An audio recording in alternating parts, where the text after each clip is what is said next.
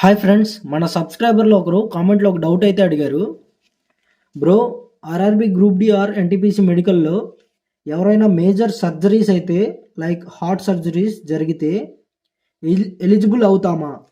దీనికి ఆన్సర్ వచ్చేసి మీరు అప్లై చేసే పోస్ట్ మీద ఆధారపడి ఉంటుందండి.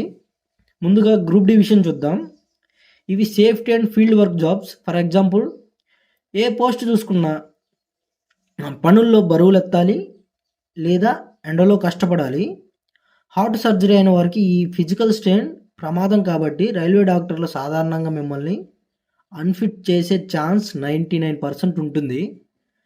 కానీ ఎన్టీపీసీలో ఆఫీస్ జాబ్స్ అంటే clerk, typist, commercial come ticket clerk లాంటి జాబ్స్ ఉంటాయి కదండి. వీటికి వచ్చేసి మెడికల్ స్టాండర్డ్స్ C1 లేదా C2 మెడికల్ కేటగిరీ కిందకు వస్తాయి. ఇవి ఆఫీస్లో కూర్చొని చేసే పనులు కాబట్టి పెద్దగా శారీరక శ్రమ ఉండదు.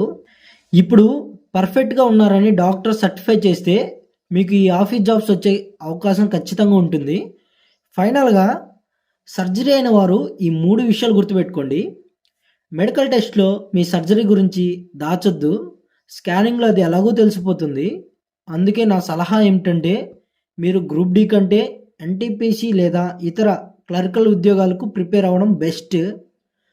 సో ఫ్రెండ్స్, మీ ఆరోగ్యం చూసుకుంటూ దానికి తగ్గ పోస్ట్కి అయితే అప్లై చేసుకోండి. రైల్వే గురించి ఇంకేమైనా డౌట్స్ ఉంటే కింద కామెంట్ చేయండి. ఈ వీడియో నచ్చితే లైక్ చేయండి, షేర్ చేయండి, మన ఛానల్ని సబ్స్క్రైబ్ చేసుకోండి. Thank you friends.